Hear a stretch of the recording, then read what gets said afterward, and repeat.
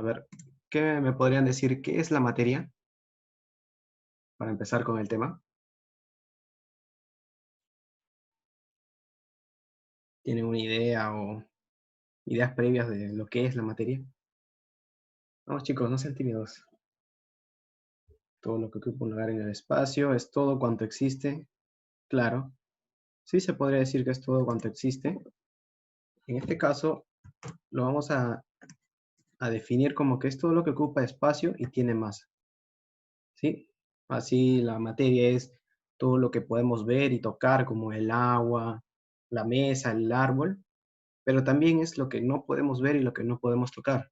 El aire, por ejemplo, sí, los gases, no lo podemos ver ni tocar, pero también se considera materia. Entonces, podemos decir que existe una relación química, por así decirlo, entre todo lo que hay en el universo, por lo que es la materia.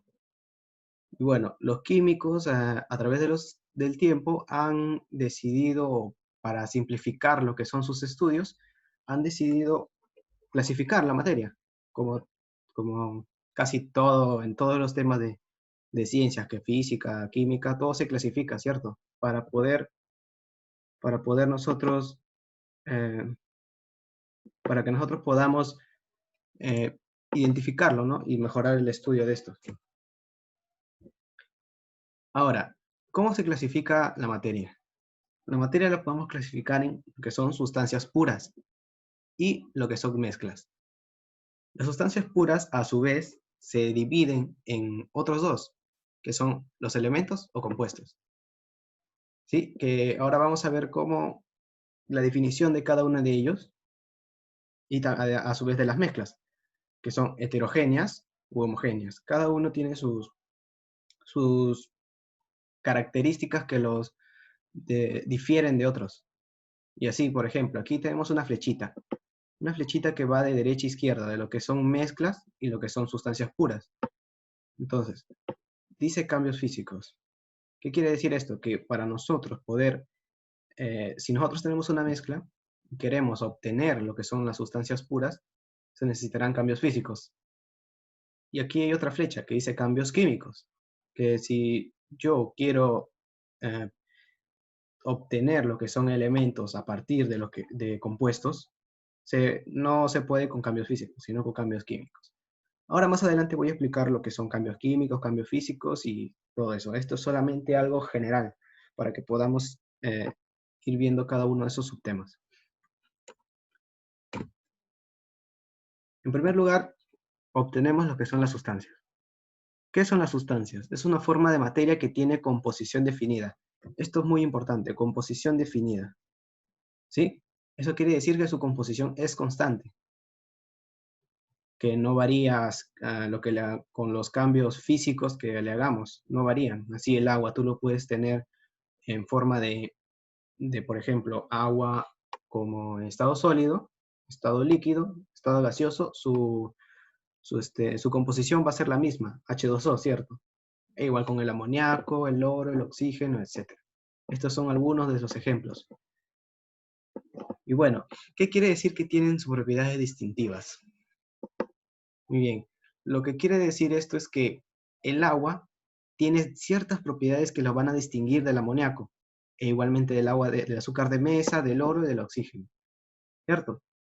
Y aquí tenemos lo que estoy explicando. Por ejemplo, las sustancias difieren entre ellas por su composición y se identifican según su aspecto, color y demás propiedades. Eso es lo que quiere decir lo que son propiedades distintivas. Entonces, las sustancias, como ya mostré en el esquema anterior, también se subdivide en lo que son sustancias simples y sustancias compuestas. Entonces, ¿qué es una sustancia compuesta? Son aquellas formadas por un solo elemento. Aquí, un solo elemento. Se lo pongo de otro color para demostrar o mostrarlo, que son palabras claves. Así le venga un verdadero o falso o no. Pues bueno, son aquellas formadas por un solo elemento. Un elemento es una sustancia que no se puede separar en otras más sencillas por medios físicos. Acá debería decir por medios químicos, perdón. Entonces, aquí yo les he puesto un cuadrito de lo que son sustancias simples. Por ejemplo, el bromo tiene su estructura bromo 2.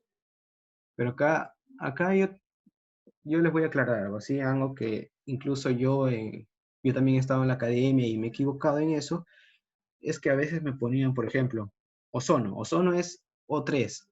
Y yo pensaba que el O3, por ser 3 átomos de oxígeno, era compuestos. Pero no, esto es muy claro, un solo elemento. Aquí yo tengo un solo elemento, aunque sea diatómica, tengo un solo elemento, que es bromo. E igualmente el ozono. Ozono, yo tengo un solo elemento que es el oxígeno, pero 3 átomos de, de oxígeno, ¿cierto? Entonces, este 3 lo identificamos por su atomicidad, que es la cantidad de átomos que contiene. Pero si está formado por un solo elemento, sigue siendo, una sustancia simple. ¿Está claro? Igualmente sodio, Na, cada uno de los elementos, ¿sí? Está formado por un solo elemento. Los elementos químicos que ya vamos a ver más adelante en la tabla periódica son estos. Pero es más para identificarlo por si nos viene en un examen de admisión. Viene a veces identificar si son sustancias, mezclas, compuestos, etcétera, ¿cierto? Entonces es muy claro tener esto. El yodo 2 tiene solo un elemento, pero 2 átomos de yodo. Pero como tiene solo un elemento, que es lo importante, un solo elemento, viene a ser una sustancia simple. ¿Está bien? Luego, también vimos que se subdividía en lo que son sustancias compuestas. Perdón. Ya, son sustancias formadas por 2 o más elementos con proporciones constantes. Un momento, ¿sí?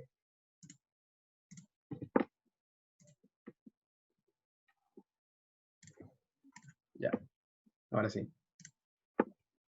Son sustancias formadas por 2 o más elementos con proporciones constantes. Esto es muy importante, proporciones constantes. Igual, como ya mencioné en lo que es la definición de sustancias que tienen una composición definida, o sea, tienen una proporción constante. Son sustancias formadas por 2 elementos o más. Aquí está lo que mencioné anteriormente, que aquí solamente es un elemento, si tenga 3 o 4 o 5 átomos del mismo elemento, sigue siendo una sustancia simple. Pero en los compuestos ya cambia. Tengo, por ejemplo, la acetona, que su fórmula molecular es esta. Pero nosotros notamos que aquí tengo 1, 2, 3, son 3 átomos de carbono, unidas a 6 átomos de hidrógeno y a su vez unida a un solo átomo de oxígeno. Tiene 3 elementos, por tanto, esto es un compuesto. E igual dióxido de carbono, CO2, que todos lo conocemos, tiene carbono y 2 átomos de oxígeno. E igual al resto de ejemplos. Vemos que todos están formados de 2 o más elementos químicos. ¿Está claro? Entonces, hasta ahí, ¿tienen alguna pregunta, alguna duda? Muy rápido, muy lento. Escriban en el chat o activen sus micros, no tengo ningún problema. Este tema creo que lo vamos a terminar un poco rápido porque solamente son conceptos, no tiene nada de cálculos, nada, solamente es aprenderse bien los conceptos y ya está. ¿Tienen alguna pregunta, alguna duda para poder continuar? Todo claro, dice Jeremy.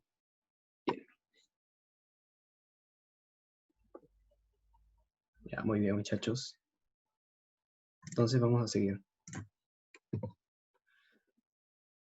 Ahora pasamos a la segunda ramificación que vimos al principio de las sustancias, perdón, de la materia, que son las mezclas. Es una combinación, muy importante, una combinación de 2 o más sustancias, claro, en las que éstas conservan sus propiedades distintivas. Entonces, cuando vemos que dice son combinación de 2 o más sustancias, aquí ya entra a tallar lo que viene a ser, o puede ser, sustancia simple o sustancia compuesta. porque aquí mismo nos dicen, estas conservan sus propiedades distintivas. Y como ya lo mencioné en diapositivas anteriores, las sustancias son las que contienen propiedades distintivas.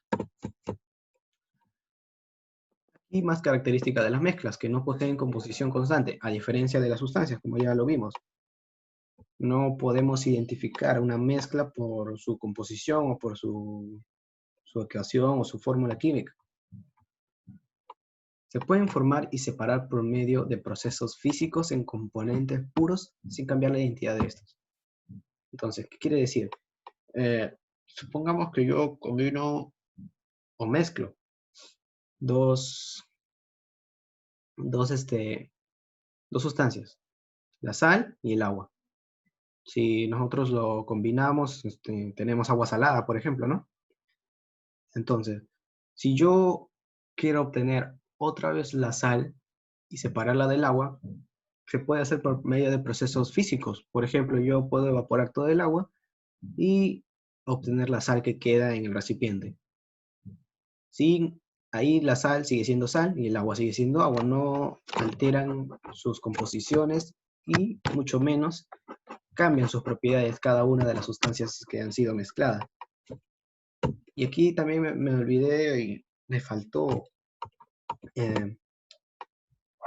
aclarar que los compuestos, como vemos que tienen más de dos átomos, dos elementos, perdón, se puede obtener cada uno de esos elementos a través de cambios químicos, ¿sí? Mientras que las mezclas solamente son a través de cambios físicos. Y las mezclas se clasifican en dos. Mezclas heterogéneas, perdón. Están formadas, ¿cómo identificamos una mezcla heterogénea? Están formados por dos o más fases. ¿Y qué es una fase? Bueno, un ejemplo así sencillo, podemos ver aquí un vaso con agua y aceite. Como sabemos nosotros, el agua y el aceite no se mezclan, ¿no? Como otras sustancias. Pero nosotros observamos, abajo queda el agua y aquí está el aceite. Entonces, ¿qué es una fase? Una fase es ¿cómo podría explicarlo? Una fase es la del agua y otra fase es la del aceite, perdón. Entonces, esta mezcla tiene dos fases. Pueden tener tres fases. Si le echo aquí, por ejemplo, arena, ya tendría tres fases, que uno sería la arena, el agua y el aceite.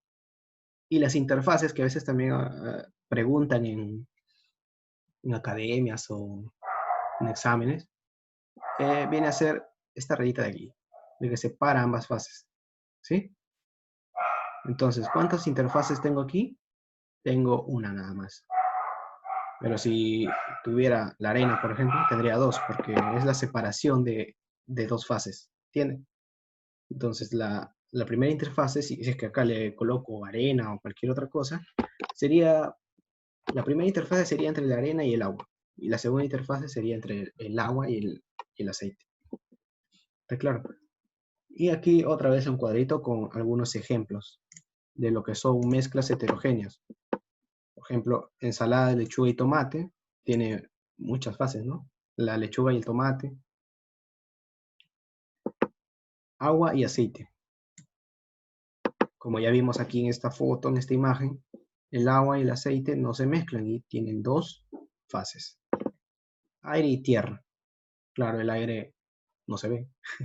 Y la tierra, por ejemplo, si yo estuviera aquí, imaginen que fuera tierra y aquí está cerrado. Entonces todo esto sería aire, ¿cierto? Entonces, si todo esto hasta aquí, hasta el aceite, fuera tierra, y esto imaginemos que está cerrado,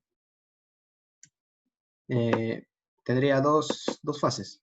Una que es la tierra, todo esto, y otro que sería el aire contenido dentro de este vaso, que sería la segunda fase. Aunque no lo veamos, igual se considera. ¿Sí? Y una interfase. ¿Está claro? Sí. Bien. Ahora, arroz y porotos, vinagre y aceite, agua y nafta y muchas más más mezclas. Bueno, esto es agua y arena, sería una mezcla homogénea, ¿no? Que vamos a ver. Y ahora, las mezclas homogéneas. Estas mezclas están formadas por solo una fase. ¿Está bien? A diferencia de esta que tenemos, ya. A diferencia de aquí que tenemos una fase que es el aceite y otra fase que es el agua. En cambio, en lo que son las mezclas homogéneas, aquí incluso podríamos considerar tres fases, ¿no? Tres fases, que es el agua, el aceite y el aire. Claro, tres fases. ¿Sí? Porque hay que tener mucho cuidado con eso, considerar el aire o no, eso ya viene después. Entonces, mezclas homogéneas, formada por una sola fase. Esta ya no hay distinción entre ambas sustancias que se han mezclado, como el primer ejemplo que les di de mezclas, el agua y la sal. Si tú mezclas el agua y la sal, no notamos una diferencia entre sal y agua, ¿no? No es notoria la diferencia entre ambas sustancias. Sin embargo, también es una mezcla.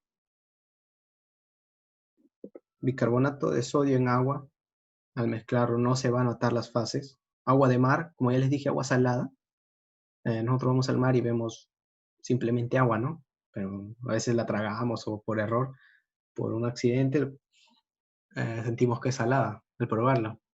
La sangre también es considerada una mezcla homogénea. Jabón de tocadores o jabones líquidos, vemos solamente una fase, ¿no? Un color. El suelo, el jarabe, etcétera. Leche, bronce. El bronce es una lesión. Las soluciones también son consideradas mezclas homogéneas. El bronce, etcétera. La cerveza, por ejemplo. Y aquí una nota. Mezcla no es lo mismo que combinación.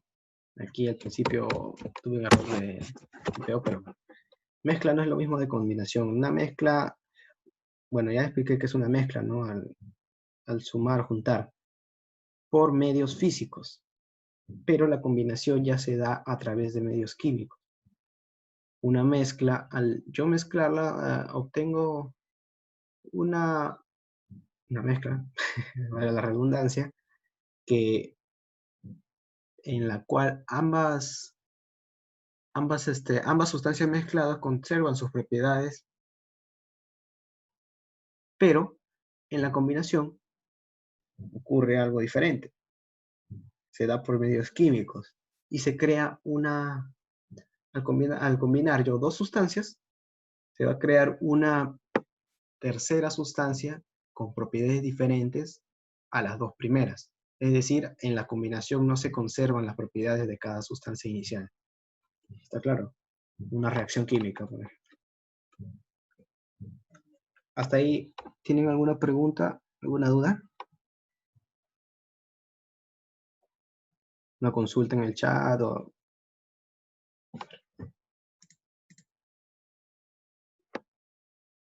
Chévere, dice Luis. Sí.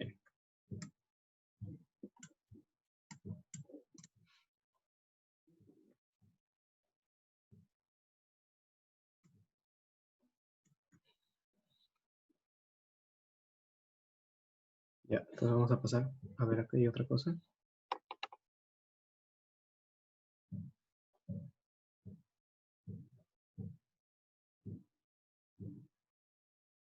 ¿El agua destilada es mezcla? A ver. El agua destilada es... Bueno, el agua que bebemos normalmente nosotros tiene varias... No es H2O pura, ¿no? Pero el agua destilada es destilada, ¿no? Ha pasado por un proceso de destilación.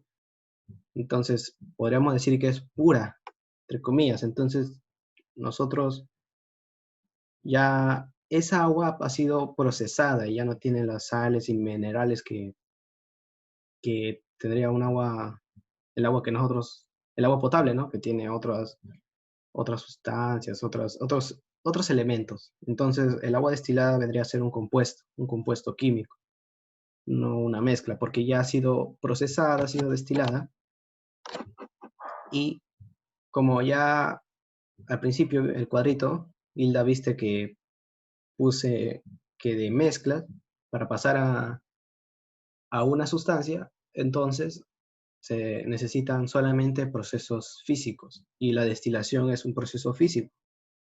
Entonces, el agua destilada vendría a ser un compuesto químico, porque es H2O igualmente, pero como tiene dos o más átomos, dos más elementos, perdón, dos o más elementos, es un compuesto químico.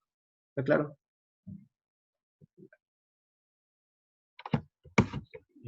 ¿Alguna otra duda?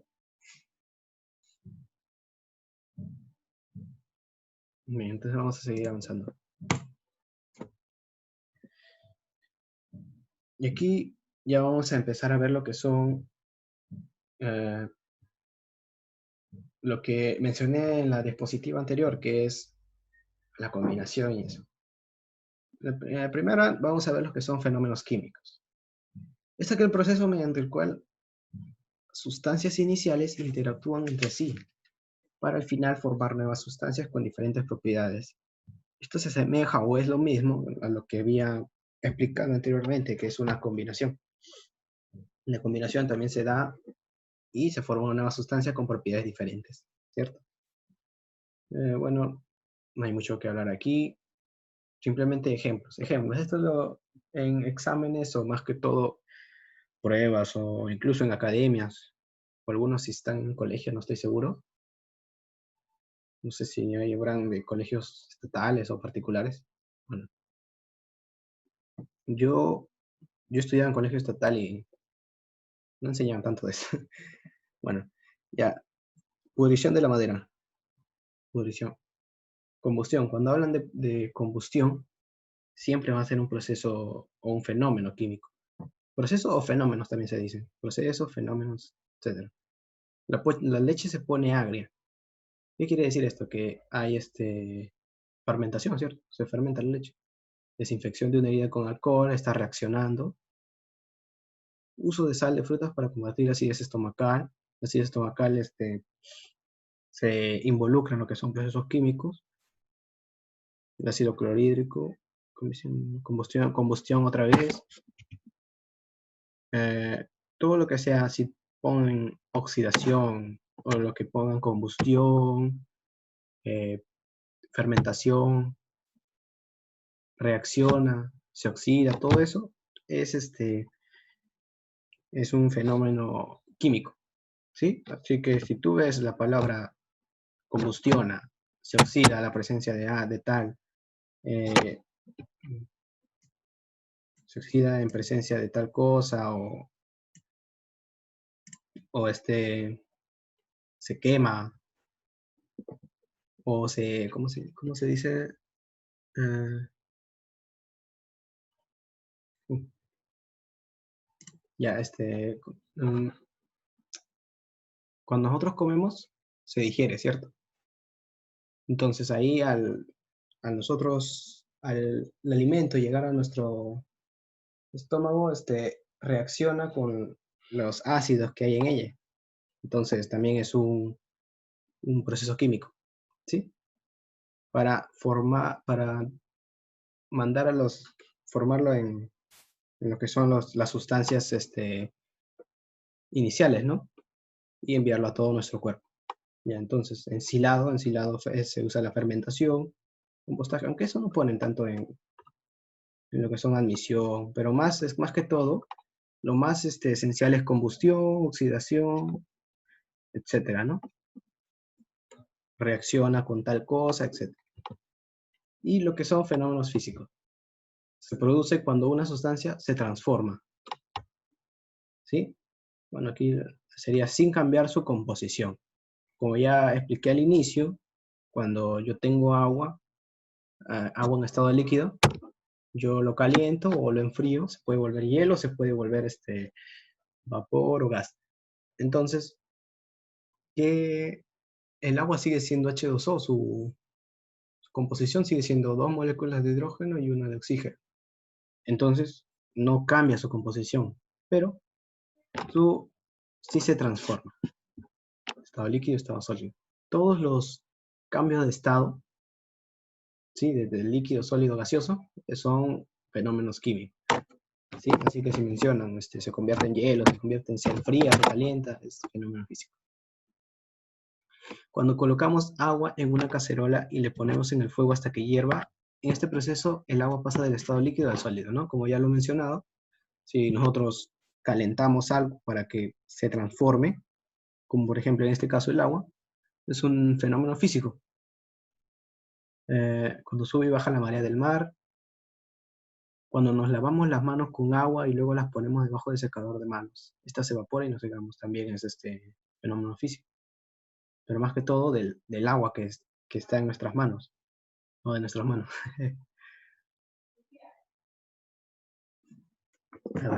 Y aquí hay de más ejemplos que también están aquí en el PPT y lo voy a subir al Classroom, ¿sí? Para que lo tengan y puedan identificar la mayoría de ejemplos de fenómenos físicos y químicos, ¿sí?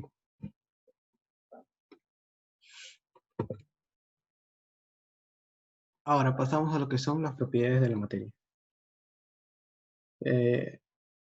Inicialmente tenemos los que son propiedades físicas y propiedades químicas. Las propiedades físicas no alteran la identidad de la materia. Para identificarlas, no tenemos que alterar la identidad de la materia, o sea, no alteramos lo que son su composición química, sino la composición física. Por ejemplo, si yo quiero tener el punto de ebullición del agua,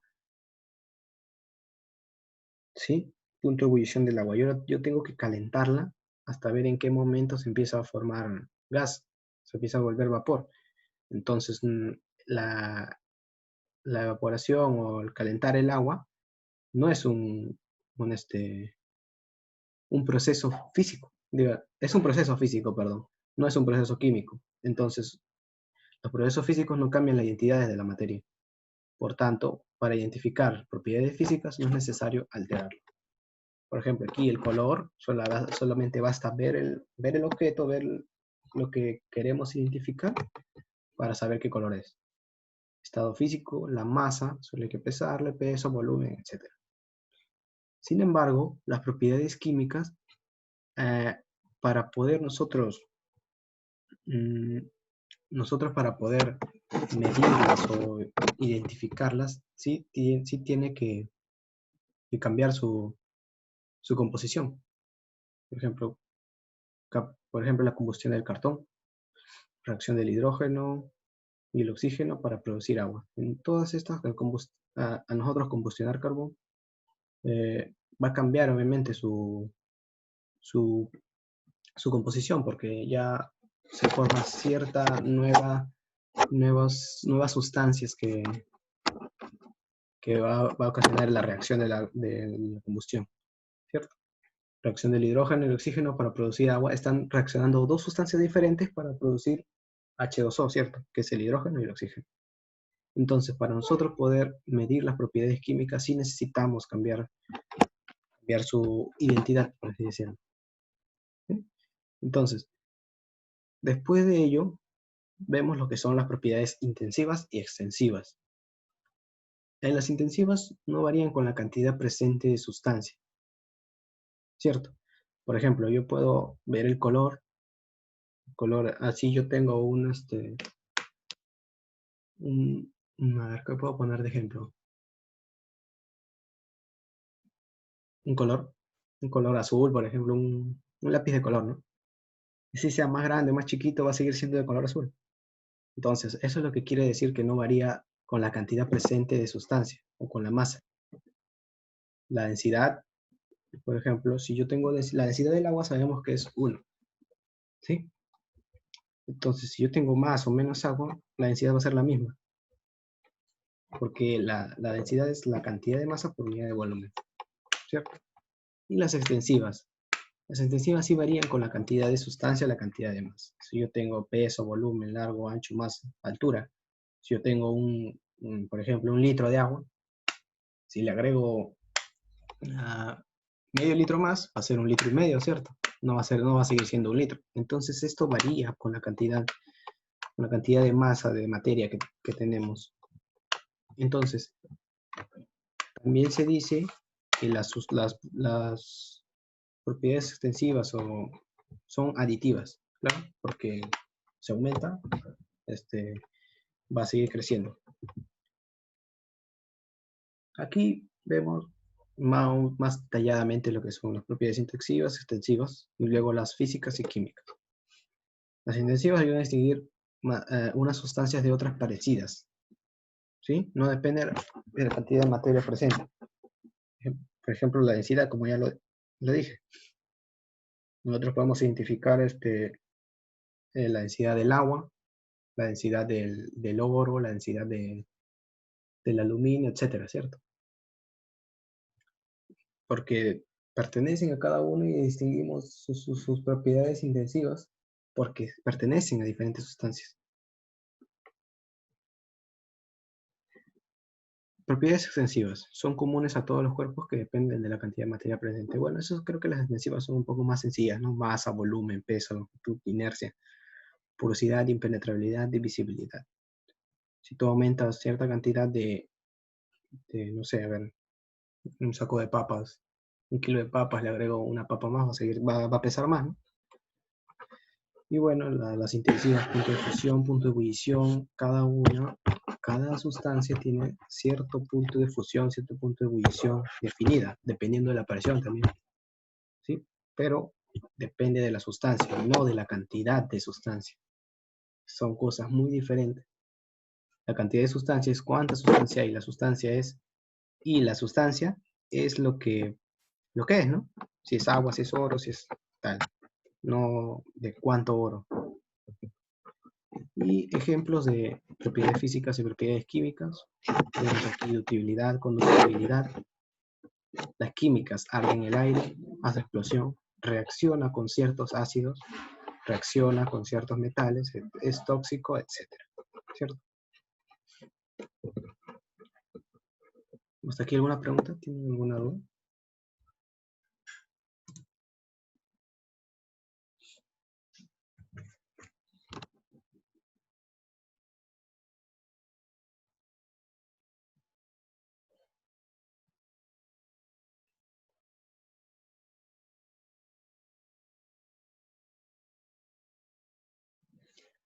Bueno, seguir avanzando entonces. Ya, este tema es algo corto, la verdad. Ya llegamos al último punto. Todo, pero está bien. Llegamos al último punto que son los estados de agregación de la materia. Estados de la materia hay varios, ¿no? Son como 6, 7, no estoy tan seguro, pero lo que abarcamos en preuniversitario, lo que es este examen de admisión, incluso en la universidad, en las químicas básicas o generales, son los más importantes los sólidos, los líquidos y los gases. Estos 3 estados de la materia, los estados de agregación de la materia, son los 3 más importantes que vemos al principio de nuestra preparación, ¿no? Nos enseñan plasma, condensado de, no sé, de Bose-Einstein, pero eso no es relativo, no es relevante aprenderlo ahora. Más que todo son estos 3 estados. Entonces, empezamos con los sólidos. Los sólidos, como vemos, las partículas o que la forman, están muy juntas sin que estas se puedan mover tan libremente en toda la extensión de la materia, ¿no? ¿Y a qué se debe que estas estén muy juntas? Se debe a que la fuerza de atracción sea mayor que la fuerza de repulsión. Mientras que en los líquidos, las moléculas o partículas que la forman no, no están ni tan separadas, pero tampoco están tan juntas. Su fuerza de atracción no es igual, ¿ya? No es igual. Es más o menos aproximadamente igual a la fuerza de repulsión. Tiene esto en los líquidos. Y en los gases ocurre lo contrario a lo que son los sólidos. Las partículas están tan separadas y ahí existe un gran grado de desorden de las moléculas o partículas que la conforman, ¿no? Aquí decimos que su fuerza de atracción es mucho menor a la fuerza de repulsión. Entonces, pasamos a lo que son las estados de agregación de la materia y algunas características de ella, de cada estado, ¿cierto? Vemos acá, ya vimos que los sólidos están conglomerados. Los líquidos no están tan juntos, no prevalece tanto la fuerza de atracción sobre la repulsión, sino que son similares y en el estado gaseoso ya la fuerza de repulsión es mucho mayor. Bueno, el plasma y el condensador de Bose-Einstein, eso no lo vamos a ver, pero aparecen en la imagen. El estado sólido. Tienen forma y volumen propios o definidos. Claro, por las moléculas están tan juntas, tienen su propia forma, ¿no? No se van a mover. Por ejemplo, mi lapicero tiene cierta forma, ¿no? A menos que la fuerce a romperla, va a cambiar su forma, pero sigue siendo esto. Un cubo de hielo tiene cierta forma definida. Y volumen propios. Ordenamiento regular, claro, como vemos aquí en esta imagen, las bolitas, vamos a llamarlas así, son moléculas o partículas, están ordenadas formando cierta sustancia, ¿no? Sustancia sólida. Son incompresibles. Las moléculas presentan vibraciones alrededor de posiciones fijas. Claro, las moléculas vibran porque no tienen esa capacidad de difundirse o de expandirse así libremente como lo es en el estado gaseoso o incluso en el estado líquido. Las partículas se atraen con gran intensidad. Claro, la fuerza de atracción es mucho mayor a la fuerza de repulsión, como ya lo dije, y tienen alta densidad. Los líquidos. Características de los líquidos. Adoptan la forma del recipiente. Bueno, sí, porque no tienen un volumen definido, ya que la fuerza de atracción y fuerza de repulsión son similares. No, son iguales, pero son similares. Tal que no existe cierto volumen propio que tenga la materia, sino que se toman el volumen del recipiente que lo contiene. Son ligeramente compresibles. Las moléculas se deslizan entre sí libremente, claro, porque como vemos el agua fluye, ¿no? Esto es lo que decimos fluye. La fuerza de atracción entre partículas son de menor intensidad. Bueno, eso sí ya lo expliqué. Y presentan una alta densidad. Y para finalizar, los gases. Características de los gases carecen de forma y volumen propios, claro. No tienen forma porque las partículas están tan separadas que no se permite formar cierta forma, ¿no? Cierta forma, ¿no? Valga la redundancia, y volumen propios. ¿Por qué? Porque las moléculas van a tender a expandirse todo lo posible. Los gases son muy compresibles. Las moléculas se mueven libremente. Claro, a eso me refiero con que se van a tender a expandirse. ¿Sí? Si tú abres, por ejemplo, tú tienes en este recipiente, tú tienes cierto gas. Si lo abres, el gas va a salir, ¿no? Las moléculas se mueven libremente y van a seguir un camino aleatorio. Las partículas se atraen con muy poca intensidad, ¿sí? Porque la fuerza de atracción es mucho menor a la fuerza de repulsión y tienen una baja densidad. ¿Sí? A estos dos últimos se les conoce como fluidos, porque ambos fluyen, ¿no? Fluyen, el agua fluye y el gas también. Y ya para terminar, bueno, aquí ya no hay mucho que decir, sino son los cambios de estado, ¿no? Siempre se toma como referencia el agua para poder explicar lo que son bueno, mayormente se toma como referencia el agua para explicar lo que son los cambios de estado. Si yo quiero de sólido a líquido, si el agua o la sustancia pasa de sólido a líquido, se llama fusión. Si pasa de líquido a gaseoso, vaporización. Si pasa de sólido a lo que es gaseoso, se llama sublimación. Ahora, en el sentido inverso, tiene otros nombres, no es lo mismo. Si pasa de gaseoso a líquido, se llama condensación. De líquido a sólido, solidificación. Y de gaseoso a sólido, eh, se llama sublimación inversa. O también llamada deposición, ¿no? ¿Sí? Todo claro. Aquí hay que... También he visto que hay muchas preguntas que nos piden decir, identificar o mencionar si un cambio de estado es exotérmico o endotérmico. Y aquí va lo siguiente, que si yo paso los que van hacia la derecha, de sólido, líquido, gaseoso, hacia la derecha, en ese orden, son endotérmicos, porque es necesario darle energía a lo que es el sólido para que se convierta a líquido. ¿Sí? Es necesario, por ejemplo, el sólido. Yo tengo un hielo, está a temperaturas bajo cero, ¿no? Si lo pones en el ambiente, que hay una temperatura mucho mayor a lo que es bajo cero, va a empezar a derretir. Entonces el sólido está ganando calor o energía, ¿sí? Pues bueno, eso ya es termodinámica, ¿no? Pero y igualmente, si el líquido, el agua, yo lo pongo en la tetera, le estás dando energía. Lo caliento en la cocina, le estás dando energía para que se vuelva gas, hasta que todo el agua se vuelva gas.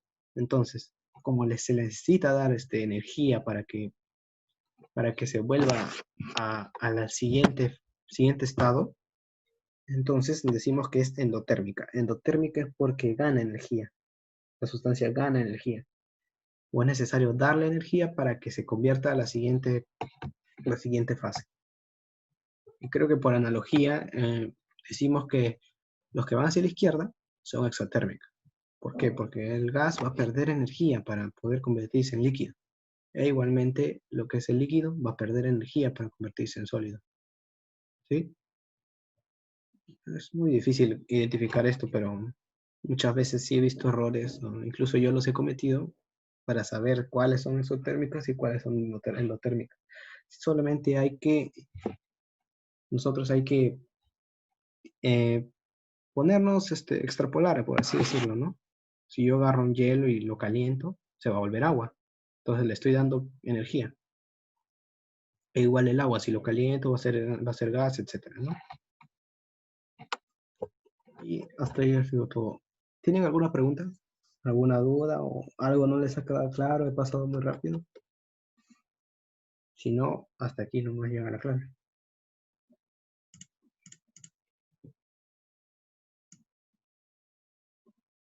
Sí, la verdad, este tema es uno de los primeros y para los que ya lo han llevado,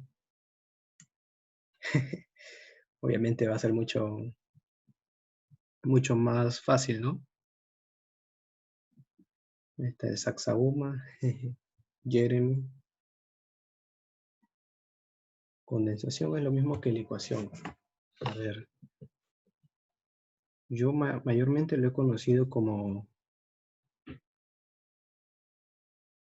condensación, ¿no? Pero, déjame ver.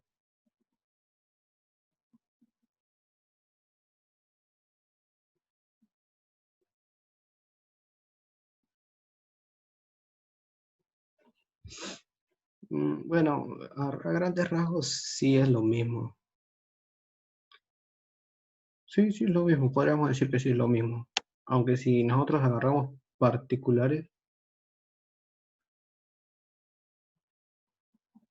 claro, ajá, si agarramos casos tan particulares, diciendo de por qué se genera este cambio de estado, ya habría diferencias en lo que es la licuación o lo que es la condensación. Por ejemplo, la licuación se da por acción de la temperatura y aumento de presión.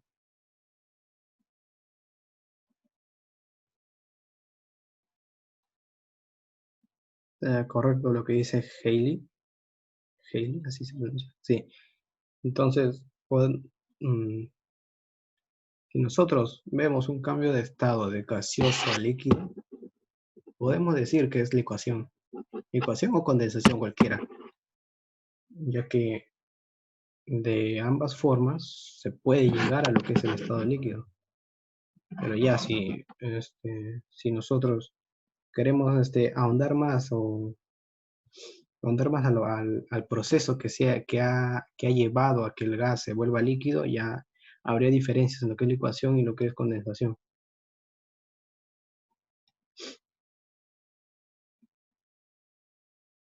¿Sí? Porque la condensación se da cuando disminuye la temperatura, pero la licuación se da cuando aumenta la presión. Son dos cosas diferentes. Entonces, ¿está bien? ¿O no quedó claro? Si te hablan de presión, es licuación. Si te hablan de temperatura, es condensación.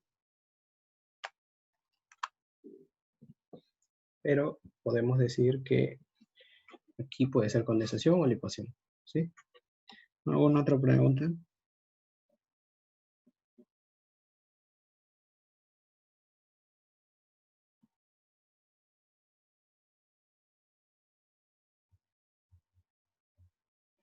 ¿Alguna pregunta, muchachos? O ya para terminar la clase de hoy y el martes van a tener sus problemas con profesora de práctica. Muy bien, todo claro. Bueno, espero les haya gustado y nos vemos el próximo domingo, ¿no?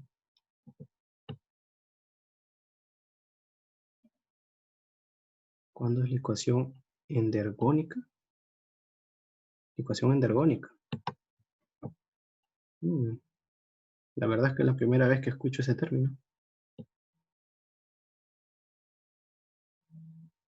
Ecuación endergónica, ¿estás seguro?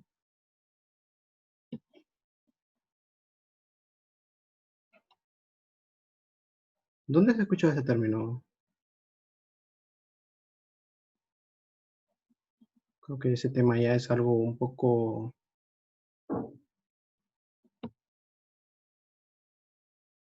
más avanzado a lo que es preuniversitario.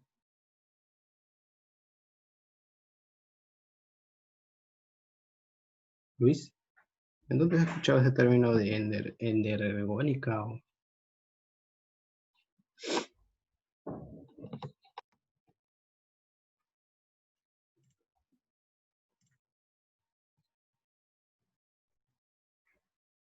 A ver, cuando es eh, la ecuación, ¿hacia dónde se da? Se da de gas a líquido, ¿cierto? Entonces, yo te expliqué que cuando pasas hacia las flechitas que van hacia la izquierda, o cuando pasas de un estado gaseoso a un estado líquido, eh, la sustancia va a perder energía, va a liberar energía va a liberar energía y se va a convertir en agua. Entonces, ¿qué quiere decir? Que este proceso, este cambio de estado es exotérmica, porque libera energía, ¿sí? Mejor dicho, tienes que enfriarlo, en otras palabras. Lo enfrías para que se vuelva el hielo, se enfría, ¿sí? Cuando se va de un estado de menor temperatura, que es el hielo, a ver, así te voy a explicar, ¿ya? Cuando vas de menor temperatura, como es el hielo, a un estado que no necesita estar a tan baja temperatura, vamos a decir que es endotérmica, porque para nosotros poder subir la temperatura, o sea, que necesita dar cierta energía, ¿cierto? Para poder romper esos enlaces que hacen o poder disminuir esa fuerza de atracción entre las moléculas, ¿sí? Y igualmente, sí, ¿sí? ¿Está claro?